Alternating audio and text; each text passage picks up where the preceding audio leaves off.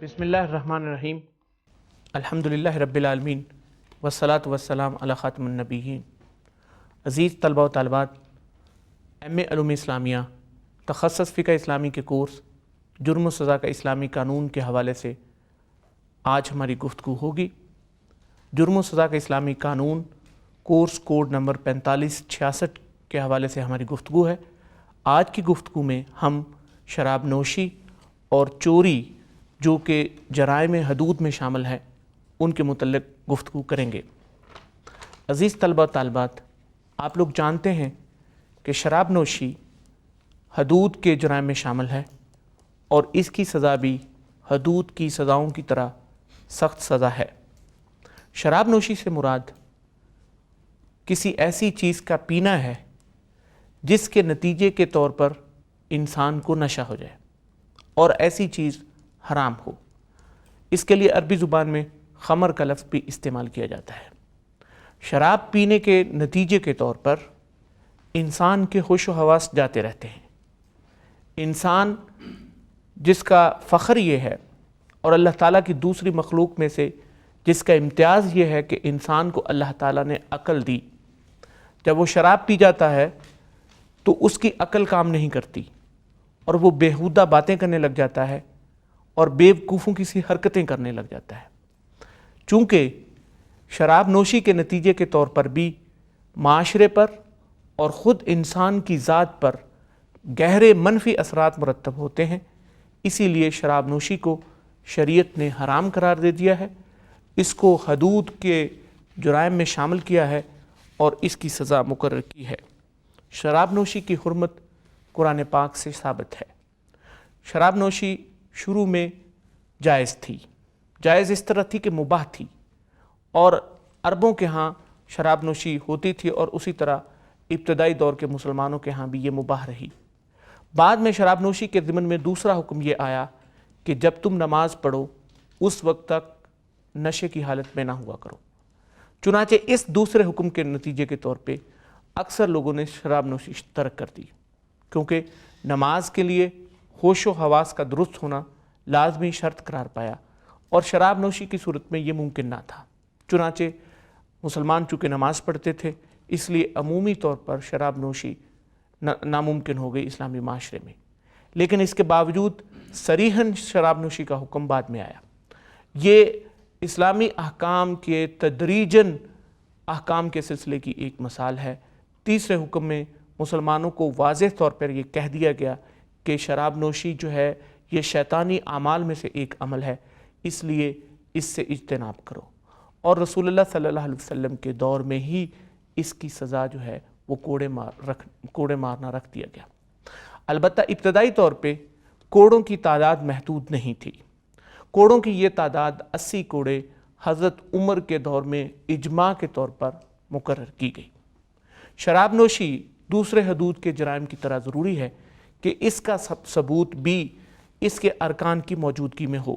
چنانچہ شراب نوشی کا پہلا رکن یہ ہے کہ کسی شخص نے شراب پی ہو، یعنی شراب کی کم از کم اتنی مقدار پی ہو جس کے نتیجے کے طور پر اس کے ہوش و حواس جاتے رہیں، اور جب کسی شخص کے ہوش و حواس چلے جائیں، وہ نشے کی حالت میں ہو جائے، تو اس صورت میں یہ پہلا رکن مکمل ہو جاتا ہے۔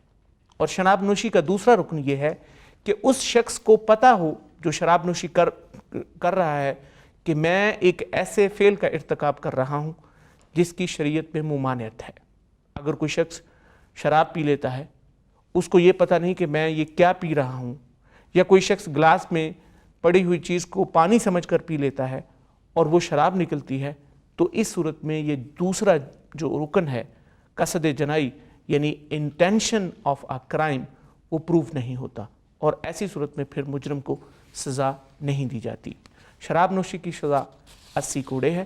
رسول اللہ صلی اللہ علیہ وسلم کے دور میں ابتدائی طور پہ کوڑوں کی تعداد مقرر نہیں تھی، لیکن بعد میں یہ شراب نوشی کی سزا جو ہے وہ 80 کوڑے رکھی گئی۔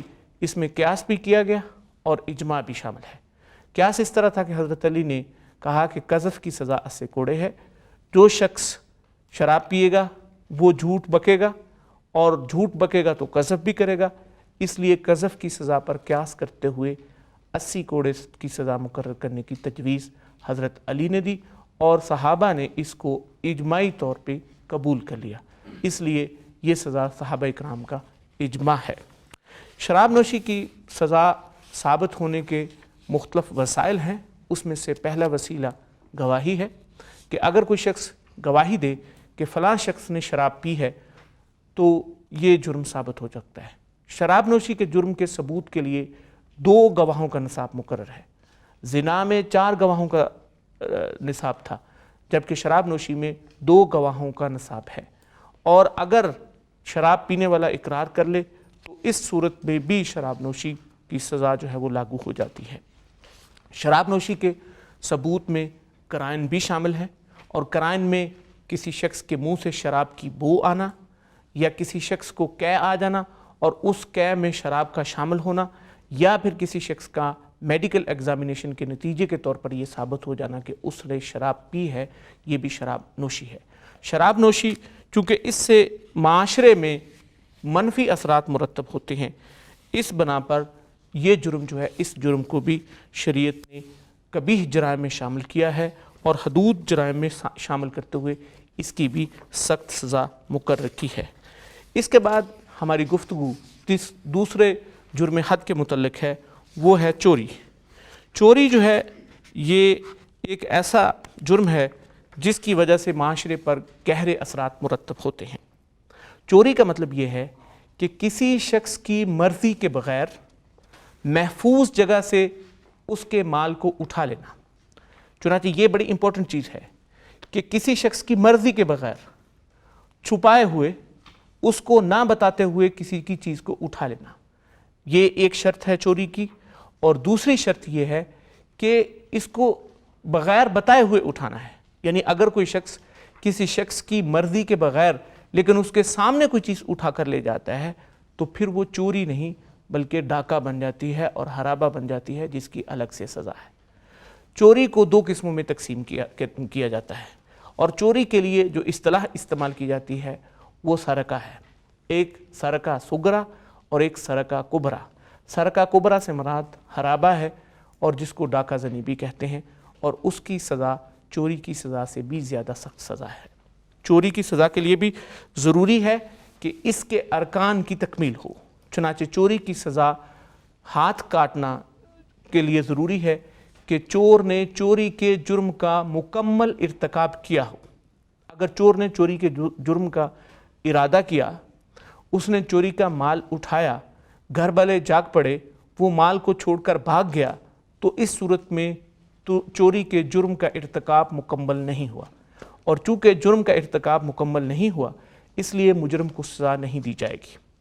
چوری کے جرم کی سزا کے لیے پہلا رکن یہ ہے کہ جرم کا مکمل طور پر ارتکاب ہوا ہو، اور دوسرا رکن یہ ہے کہ اس میں قصد جنائی موجود ہو، یعنی چور چوری کی نیت سے مال اٹھا رہا ہو۔ چور نے یہ سمجھ کر کہ یہ کسی دوسرے کا مال ہے، پوری طرح اس ارادے کے ساتھ اٹھایا کہ میں اس مال کو اٹھا کر بھاگ جاؤں تو یہ چوری ہوگی۔ اگر کسی نے کسی کے مال کو اس لیے اٹھا لیا کہ یہ اس کا اپنا مال ہے، مثال کے طور پہ طالب علم ایک دوسرے کا قلم یہ سمجھ کے اٹھا لیں کہ یہ میرا قلم ہے، یا کوئی 2 شخص جو ہے وہ ایک مال میں حصہ دار ہے اور وہ اس مال کو اٹھا لیتے ہیں، ان میں سے کوئی ایک مال کو اٹھا لیتا ہے، تو اس صورت میں بھی اس پر چوری کا الزام عائد نہیں کیا جائے گا، کیونکہ اس میں ملکیت کا شبہ موجود ہے۔ اور یہ ضروری ہے کہ مال، تیسری اس کی شرط یہ ہے کہ مال مسروق ایک محفوظ جگہ پر ہو، اس کو محفوظ جگہ پر رکھا گیا ہو، اور صاحب مال نے اس کی حفاظت کا انتظام کیا ہو، کما حق ہو انتظام کیا ہو۔ چنانچہ اگر کوئی اپنا مال سڑک میں رکھتے، دروازے کے باہر رکھتے، اور اس کو کوئی اٹھا کر لے جائے تو پھر اس پر چوری کی سزا نہیں لگ سکتی، اور پھر کم از کم اس کی مقدار کے تعین کے حوالے سے بھی فقہا کی آراء موجود ہیں کہ کم از کم اتنا مقدار میں سامان اٹھایا جائے تو پھر اس کو چوری کہا جائے گا۔ اس بارے میں فقہا کی آراء میں اختلاف پایا جاتا ہے۔ اس بارے میں بھی فقہا کی آراء موجود ہیں کہ کس چیز کو اٹھایا جائے تو اس پر چوری کی حد ہوگی، یعنی مال مسروق جو ہے اس میں مال ہونے کی صلاحیت موجود ہو۔ اگر کوئی ایسی چیز اٹھا لی جاتی ہے جو اگرچہ کسی کی ملکیت میں ہے لیکن اس کو ہم مال نہیں سمجھتے یا اس کی ویلیو نہیں ہے، تو اس صورت میں بھی چوری کی حد لاگو نہیں ہوتی۔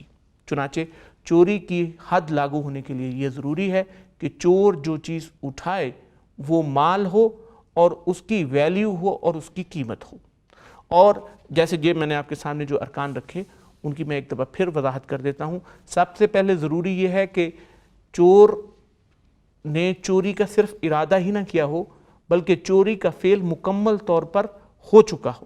چور نے چوری کا مال اٹھا لیا ہو، چور گیا، اس نے دروازے کا تالا توڑا، چوری کا مال اٹھانے کی کوشش کی، مال ابھی اٹھایا نہیں، تو اس صورت میں جو ہے وہ چوری ثابت نہیں ہوگی اور حد کی سزا نہیں لگے گی، البتہ تعزیر کی سزا اس صورت میں دی جا سکتی ہے۔ اور دوسری صورت یہ ہے کہ اس نے اس انٹینشن کے ساتھ اٹھایا ہو، یعنی قصد جنائی موجود ہو۔ اگر کسی نے کوئی چیز اٹھا لی یہ سمجھتے ہوئے کہ وہ میری چیز ہے اور وہ اس کی چیز نہیں تھی اور اس کی ذہن میں یہ انٹینشن نہیں تھی کہ میں چوری کر رہا ہوں، تو پھر بھی چوری کی سزا نہیں۔ اور تیسری صورت جو لازمی ہے وہ یہ ہے کہ مال محفوظ جگہ پر ہو، یعنی اس کو باقاعدہ اہتمام کیا گیا ہے اس کو محفوظ کرنے کا۔ اور چوتھی چیز یہ ہے کہ چور جس چیز کو اٹھائے وہ ویلیو ہو، اس کی قیمت ہو۔ اگر چور ایسی چیز کو اٹھا لیتا ہے جس کی ویلیو نہیں ہے، جس کو قیمتی نہیں سمجھا جاتا، تو اس صورت میں پھر اس پر بھی چوری کی سزا نہیں ہے۔ اور چوری کی سزا ہاتھ کاٹنا ہے۔ یہ سزا خود قرآن پاک میں مقرر کی گئی ہے۔ چنانچہ قرآن پاک میں ارشاد ہے کہ چور مرد ہو یا عورت ان کے ہاتھ کاٹ دو۔ اور چوری کی سزا کے وسائل اسباب وہی ہیں جس طرح کے دوسرے جرائم حدود کے ہیں۔ اس میں سب سے پہلا وسیلہ گواہ ہیں۔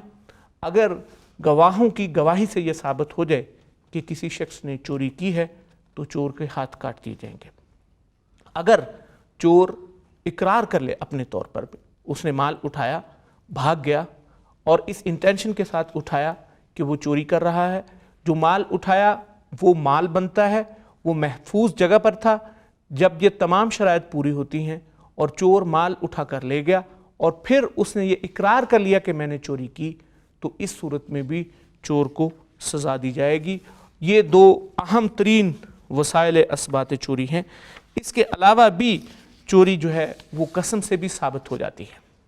مثلا اگر کسی شخص پر الزام لگایا گیا کہ تم نے چوری کی اور مدعی نے قسم اٹھائی کہ اس نے میرے گھر سے چوری کی اور میں نے اس کو چوری کرتے ہوئے دیکھا، لیکن میرے پاس پورے گواہ موجود نہیں ہیں، اور پھر قاضی نے چور سے کہا کہ تم اپنی صفائی دو اور چور وہاں پر صفائی دینے سے انکار کر دے، تو اس صورت میں بھی پھر وہ جو ملزم ہے چوری کا مجرم ثابت ہو جاتا ہے، اور اس صورت میں بھی اس کو چوری کے جرم میں چوری کی مقررہ سزا جو کہ ہاتھ کاٹنا ہے وہ دی جا سکتی ہے۔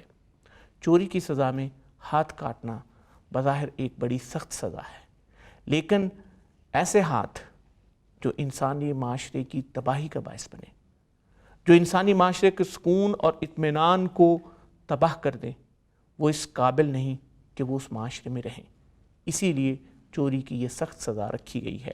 اور اگر کسی معاشرے میں چوری نہ ہو، کسی معاشرے میں شراب نوشی نہ ہو اور دوسرے ایسے جرائم جن کی سزائیں حدود میں مقرر کی گئی ہیں نہ ہوں، تو وہ معاشرے امن و سکون اور دنیا میں ہی جنت کا سامان فراہم کر دیتے ہیں۔ تو اس بنا پر اسلام نے حدود کی سخت سزائیں مقرر کی ہیں۔ میں نے آپ کے سامنے شراب نوشی اور چوری کے متعلق آج گفتگو کی ہے۔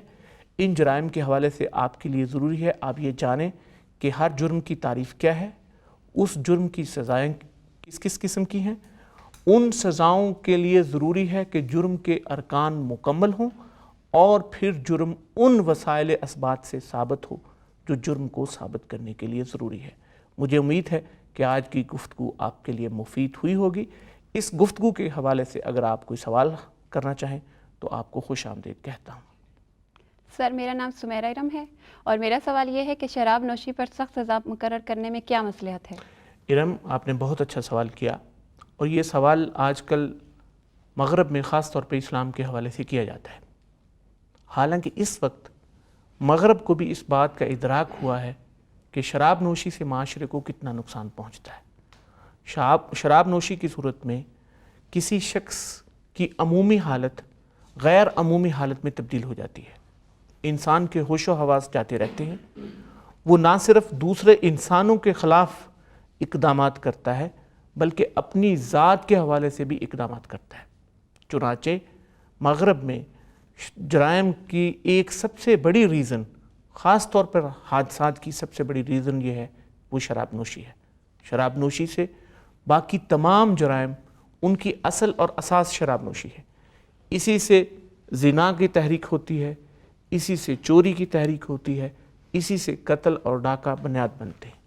چونکہ یہ جرم الخبائث ہے اور تمام خبائث چیزیں اسی سے رونما ہوتی ہیں، اس جرم کی اس اہمیت کے پیش نظر اسلامی معاشروں کو اس جرم سے بچانے کے لیے سخت سزا مقرر کی گئی ہے. جی اور کوئی سوال؟ سر میرا نام نجمہ ندیم ہے. سوال ہے کہ چوری کی سزا ہاتھ کاٹنا کیوں رکھی گئی ہے؟ دیکھیں یہ بظاہر ظاہری طور پہ یہ لگتا ہے کہ کسی شخص کا ہاتھ کاٹ دیا، بڑی سخت سزا ہے. بعض لوگ اسی بنا پر، خاص طور پہ جو اسلامی سزاؤں پر اعتراض کرتے ہیں، وہ اس کو وحشیانہ سزا بھی کہتے ہیں. لیکن اس موقع پر اس بندے کے حق کا تو خیال کیا جاتا ہے جس کا ہاتھ کاٹا جاتا ہے، لیکن وہ معاشرہ جس کے خلاف اس ہاتھ نے جرم کیا اور جس معاشرے کو فتنہ اور فساد کی اماجگاہ بنانے کا کام اس ہاتھ نے کیا ہے، اس معاشرے کو نظر انداز کر دیا جاتا ہے. جب کوئی ہاتھ، یہ بات میں پہلے بھی عرض کر چکا ہوں کہ جب کوئی ہاتھ معاشرے کے مفادات کے خلاف کام کرے، اللہ تعالیٰ نے یہ ہاتھ اس لیے دیے ہیں کہ ان کے ذریعے کسب حلال کیا جائے، ان کے ذریعے انسانوں کی فلاح و بہبود کے لیے کام کیا جائے. جب یہ ہاتھ ان مقاصد کی بجائے شر کا باعث بن جائے اور جب یہ ہاتھ لوگوں کی محفوظ امانتوں کو اٹھانے لگ جائے تو پھر ان ہاتھوں کا وجود معاشرے کے لیے نقصان کا باعث ہوتا ہے. اس لیے جب کوئی چوری کا ارتکاب کرتا ہے اور چوری ثابت ہو جاتی ہے تو پھر اس کا ہاتھ کاٹ دیا جاتا ہے. اور یقین کیجئے اگر 2-4 چوروں کے ہاتھ کاٹ دیے جائیں تو پورا معاشرہ جو ہے وہ امن و سکون کی زندگی بسر کرنے لگ جاتا ہے. اب دیکھیں ہمارے معاشرے میں ادھر سے کوئی موٹر سائیکل چھین کر بھاگ جاتا ہے، کوئی پرس چھین کر بھاگ جاتا ہے، کوئی موبائل فون چھین کر بھاگ جاتا ہے، اور اگر کوئی تھوڑی سی مزاحمت کرے تو چور اور ڈاکو اس انسان کو فوری طور پہ قتل کر جاتے ہیں. گویا کہ انسانی جان کی ویلیو بہت کم ہو گئی ہے. اگر چند ہاتھ کاٹ دیے جائیں تو بے شمار جانوں کو محفوظ کیا جا سکتا ہے.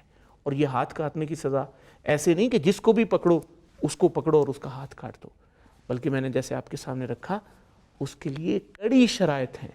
اور جب کسی انسان کا جرم ان کڑی شرائط کے مطابق پورا ہو جائے تو پھر وہ کسی رحم کا مستحق نہیں ہے. اگر مجرم کے ساتھ رحم کیا جائے گا تو معاشرے کے ساتھ ظلم ہوگا. اور سیویلائزڈ اور مہذب معاشرے اس بات کا خود اختیار رکھتے ہیں، اس بات کا خود فیصلہ کرتے ہیں کہ معاشرے پر ظلم برداشت کیا جائے گا یا معاشرے کو نقصان پہنچانے والوں کو سزا دی جائے گی. اگر مجرموں کو سزا نہیں دی جائے گی تو پھر پورا معاشرہ بے سکونی اور بے اطمینانی کا شکار ہو جائے گا. اسی لیے اسلام نے چوری کی سخت سزا مقرر کی ہے تاکہ معاشرے میں لوگ امن اور سکون کی زندگی بسر کر سکیں. ہاں جی اور کوئی سوال؟ سر میرا نام توقیع المدثر ہے. بعض لوگوں کا خیال ہے کہ 80 کوڑے شراب کی سزا، شراب نوشی کی سزا حضرت عمر رضی اللہ عنہ کے زمانے میں رکھی گئی. آپ کا اس بارے میں کیا خیال؟ مدثر صاحب آپ نے بہت اچھا سوال کیا. میں نے آپ کو بتایا کہ رسول اللہ صلی اللہ علیہ وسلم کے دور میں ہی شراب نوشی کی سزا کوڑے مارنے رکھ دی گئی تھی. آپ اس طرح اس کو سمجھیں کہ فقہ کے اصولوں میں مطلق اور مقید، عام اور خاص یہ چیزیں موجود ہیں. چنانچہ آپ اس کو اس طرح سمجھیں کہ کوڑے مارنے کی وہ سزا جو رسول اللہ صلی اللہ علیہ وسلم کے دور میں مطلق تھی اس کو حضرت عمر کے دور میں اجماع کی بنیاد پر مقید کر دیا گیا. سزا اس دور میں ہی مقرر کی گئی تھی کہ جو شراب نوشی کرے گا اس کو کوڑوں کی سزا دی جائے گی، لیکن ان کی تعداد کے حوالے سے جو تحدید سامنے آتی ہے وہ حضرت عمر کے دور کی ہے. اور اس کے بارے میں نے آپ کے سامنے وضاحت کی کہ اس تحدید کی تعین کے لیے قیاس بھی کیا گیا اور اجماع بھی کیا گیا، اور صحابہ اکرام چونکہ رسول اللہ صلی اللہ علیہ وسلم کی تربیت یافتہ تھے اور خلفائے راشدین نے یہ فیصلہ کیا، اس بنیاد پر اس فیصلے کو جو کہ اصل میں سنت کی مزید وضاحت اور تشریح ہے، یہ نیا فیصلہ نہیں ہے، اصل فیصلہ تو سنت نے ہی کر دیا، اور سنت کا فیصلہ یہ ہے کہ شراب نوشی پر کوڑے مارے جائیں گے، البتہ کتنے کوڑے مارے جائیں گے اس کی تحدید حضرت عمر کے دور میں ہو گئی۔ تو اس بنیاد پر فقہا نے بالجمہور اس سزا کو حدود میں شامل کیا ہے، اور اس کی نوعیت حدود کی دوسری سزاؤں سے ہی متعلق ہے۔ عزیز طلبہ طالبات، آج کی گفتگو میں ہم نے آپ کے سامنے شراب نوشی اور چوری کے حوالے سے فقہ اسلامی کے احکام کی وضاحت کرنے کی کوشش کی ہے۔ اس وضاحت کے نتیجے کے طور پہ آپ کو میں درخواست کروں گا کہ آپ اپنی کتاب کا مطالعہ کریں۔ اپنی کتاب کے مطالعے اور اس وضاحت کے بعد مجھے قوی امید ہے کہ آپ کو شراب نوشی اور چوری کے ضمن میں اسلامی قانون کے احکام سے تفصیلی آگاہی ہوگی، اور یہ آپ کے لیے ممد و معاون ثابت ہوگی۔ اللہ تعالیٰ سے دعا ہے کہ اللہ تعالیٰ مسلمان معاشروں کو شراب نوشی اور چوری جیسے جرائم سے محفوظ رکھے۔ آمین ثم آمین۔